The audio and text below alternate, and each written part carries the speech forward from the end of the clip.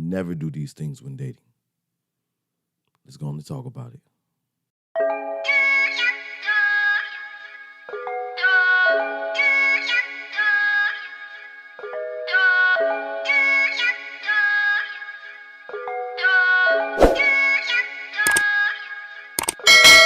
I was just patient, never try skating. Fuck niggas hating. I was recently hanging with a guy who was like probably a quarter of my age. So he was a very young man. And we had some young women that were around us. And me, by default, I analyze and I observe everyone around me. Not in a judgmental sense, but in a sense to where I'm like just peeping game. And I'm a people watcher. I enjoy it. And what I observed in this guy was a lot of things that he was doing, but he was young, so no judgment. Again, a lot of things I observed him doing, I was like, He wasn't my relative. He was just a client of mine, actually. But I was thinking, like, if he was my son or if he was my friend, then I would tell him these things. It's very important for him to know as a man, never do this when dating. I got about 10 things just off of observing this young man, what I would tell any man, never ever do these things under any circumstances, for any reason. And if you do them, make it a point to stop doing them immediately. And this will increase the success of your dating and you have a better experience with women. And you won't be the one that turn women off like simultaneously or instantly, because these are not attractive masculine traits. Okay, so let me go ahead and break it down to you like this. Number one thing that you definitely and never, ever, ever, ever, ever want to do is you don't want to have clingy behavior early on. I put early on at the end of it, but I would say never. But, you know, if you're dating, this is implying that this is in the early phases. And you being clingy, what is it? You having to be up under this woman. You having to be in contact with this woman or around this woman 24/7. You don't want to do that. You don't want to double text, double call a woman. She didn't respond to your first one, so you sent another one. You looking in you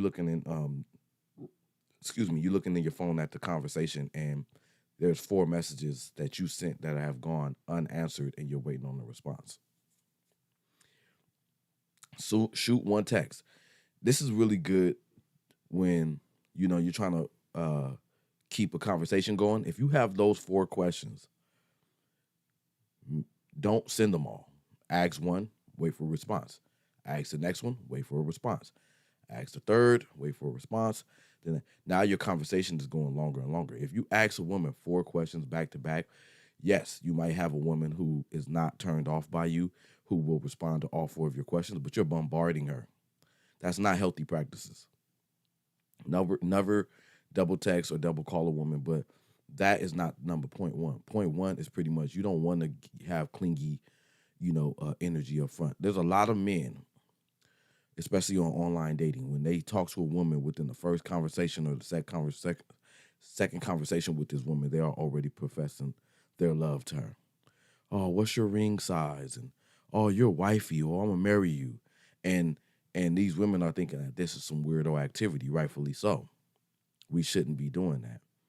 You don't want to exhibit clingy behavior early on. I would go as far as to say ever, but you definitely don't want to do that in the early stages of dating. Don't come off as this needy guy. You just have to have this woman. Okay? It's never going to work out right for you. Second thing you don't want to do when dating is never send unsolicited pictures. I know impulsively you want to send this woman a picture because maybe you want her to send you one back. Maybe you're sending her a picture because it's one of the ones you like and you want her to see how you look in real life. There's many reasons why people in general would send unsolicited pictures, but again, this is something that you want to wait for a woman to ask you for, because it does kind of keep the communication and the interaction healthy with the woman anyway, that every time she is asking you for something, or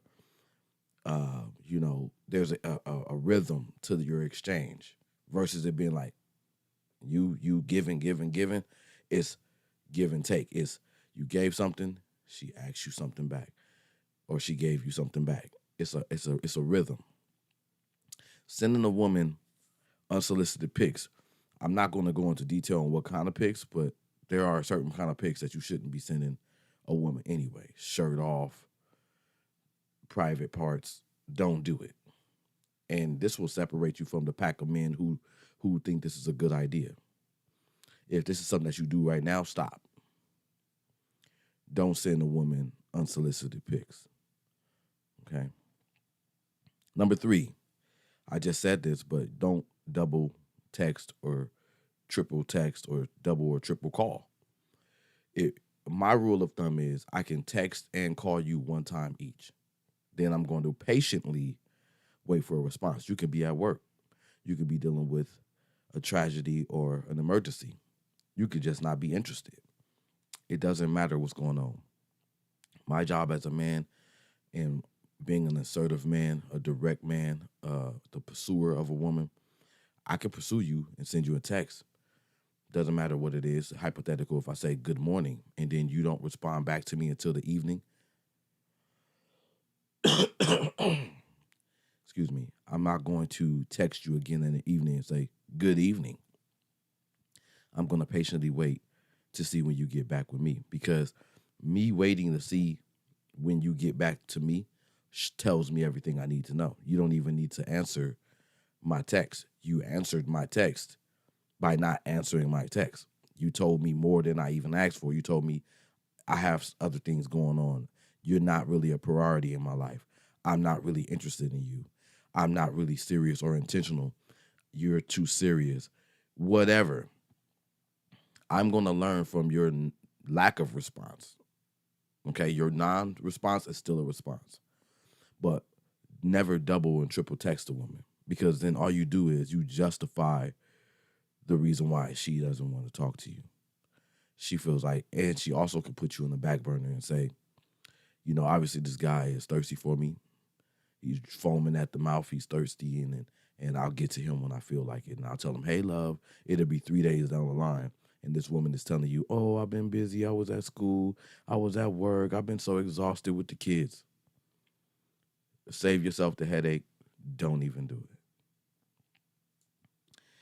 Number 4, appearing thirsty.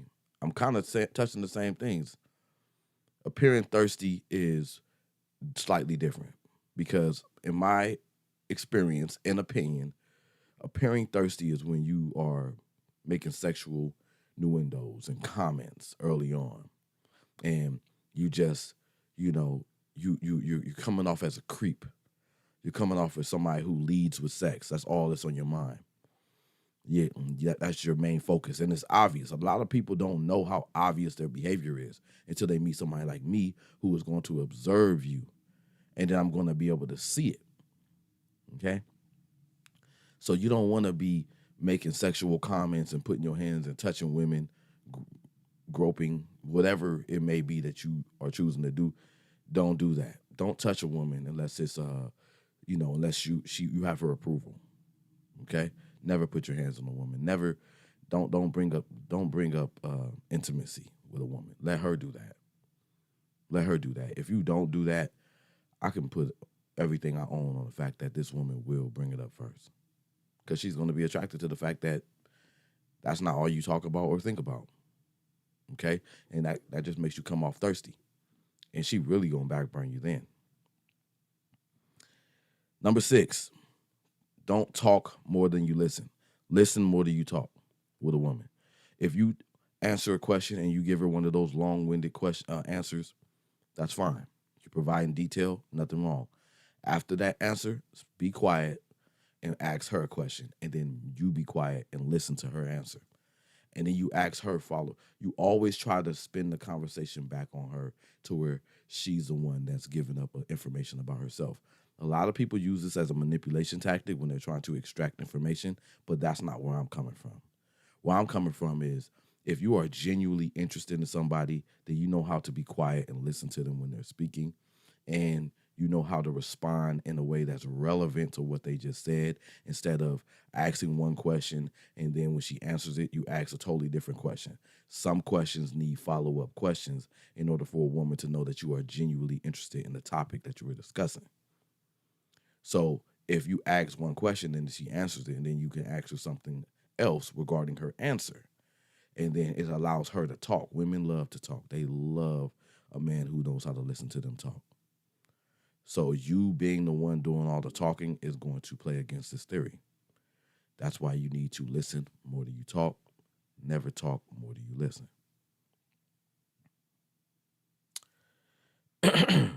Number 7, this is very important. You don't want to be too personal early on.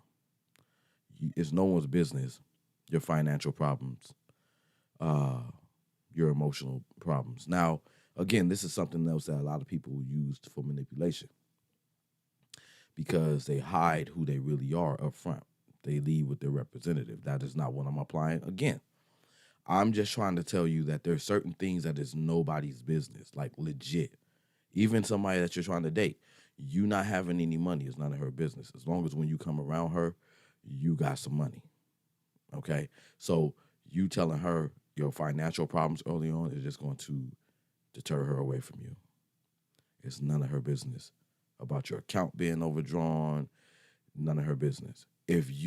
I would go as far as, if my wallet got stolen, this is a very dramatic hypothetical scenario. If my wallet got stolen before my date, I would borrow money from one of my friends and tell them I would definitely transfer it back to you as soon as I get it. But I would cancel that date. I wouldn't go on that date and tell this woman, hey, I can't pay for this date because I lost my wallet. No woman, even if she is humble enough to say, it's okay, honey, I get it, it's not her business. My stomach is growling. It's not her business as to why you're going through any kind of hardship. It's way too early on. Okay, so you have to refrain from providing so much personal information up front. Excuse me, I'm getting sick. And number 8, being disingenuous. Acting like somebody that you're not. Trying to put on this facade that you're this cool guy. You're this player.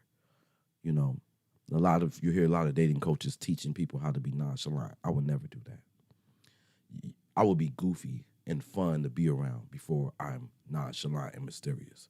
But that's my own personal approach. But I would just be whoever you are. If you're shy, and this is something that you're going to hear them not like. They're going to not like this right here. I don't care, because I believe in being authentic, being yourself, because when you are being yourself, that is not something that you have to keep up with. That is something that happens by default.